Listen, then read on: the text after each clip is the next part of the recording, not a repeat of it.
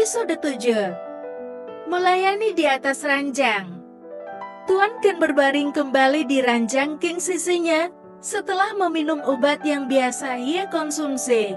Pria itu hanya bisa tenang ketika sudah mengkonsumsi obat yang telah diresepkan oleh dokter itu.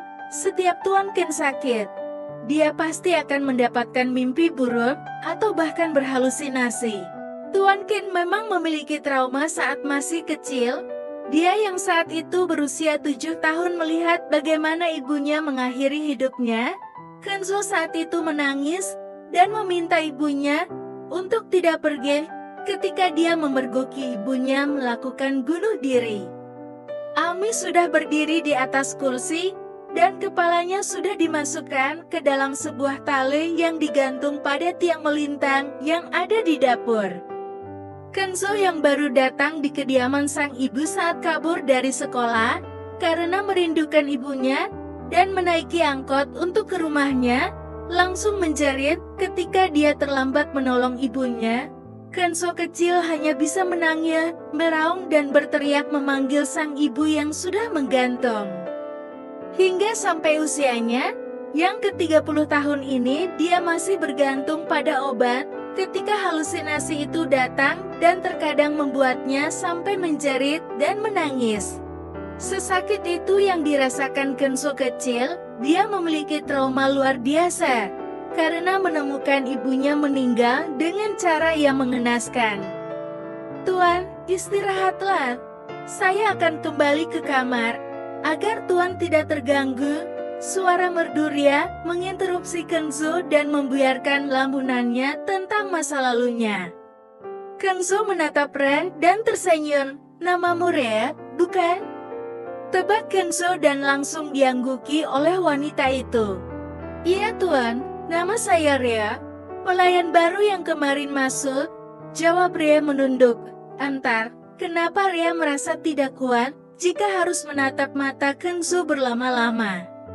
Mulai hari ini dan seterusnya kamu akan saya tempatkan di kamar ini untuk menjaga saya. Kamu akan menjadi pelayan pribadi saya dan tidak perlu mengerjakan pekerjaan yang lain. Apakah kamu mengerti? Ria langsung mengangguki ucapan tuannya itu. Baik Tuan, saya bersedia menjadi pelayan pribadi Tuan dan juga selama 24 jam saya akan melayani keinginan Tuan. Karena saya telah menyepakati kesepakatan kerja kita kemarin. Jadi saya bersedia melakukan apapun yang Tuan inginkan, jawab Ria dengan senyuman tulus di wajahnya. Tentu saja Ria merasa senang, karena dihargai seperti ini, dulu saat di tempat kerjanya, Ria selalu mendapatkan perlakuan yang tidak baik, terkadang dia juga mendapatkan teror dari orang-orang yang tidak menyukainya. Entah kenapa, Ria juga tidak tahu. Terkadang juragannya yang pria begitu baik padanya, tapi juragan wanitanya yang tidak menyukainya. Bagus, aku suka orang yang penurut seperti itu. Kalau begitu aku juga mau mengatakan sama kamu, kamu harus bersedia melayani di atas ranjang kapanpun aku mau. Ray terkejut dengan ucapan Tuan Kenzo. Bola matanya hampir keluar ketika mendengar ucapan pria itu yang mengatakan dia harus melayaninya di atas ranjang. Apa maksudnya ini? Ria tidak mengerti. Apa maksud Tuan Kenzo yang menyuruhnya melayani di atas ranjang? Apakah melayani seperti ketika dia sakit? Ria hanya berani menerka-nerka dalam hati. Gimana? Kamu bisa kan? Kamu sanggup? Maksud Tuan melayani di atas saja itu seperti apa? Tanya Ria polos. Kamu pasti sudah tahu apa yang aku pikirkan dan inginkan. Kamu sudah dewasa dan tahu semua arti dari kata-kataku itu. Sebenarnya Ria tahu, tetapi dia hanya berusaha menyangkal dan menanyakan lebih jelasnya lagi kepada tuannya itu. Tetapi Tuan, apakah hal itu termasuk dalam kontrak kerja saya di sini? Tanya Ria dengan sedikit takut. Ya, tentu saja. Kamu tidak perlu khawatir, aku akan menambahkan gajimu 2 kali lipat. Dari gaji setiap orang yang bekerja denganku, kamu tidak pernah khawatir tentang urusan uang, karena aku memiliki banyak uang dan aku bisa memberikanmu banyak uang. Bagaimana?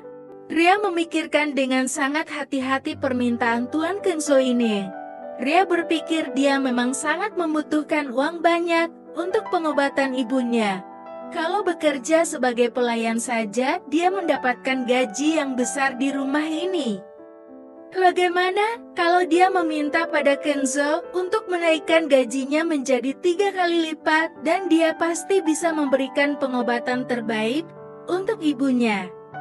Sekali lagi Ria memikirkan hal itu, mungkin ini demi ibunya bisa menyanggupi permintaan Tuan Kenzo ini. Baiklah Tuan, saya menerima pekerjaan dari Anda, saya terima. Bersambung.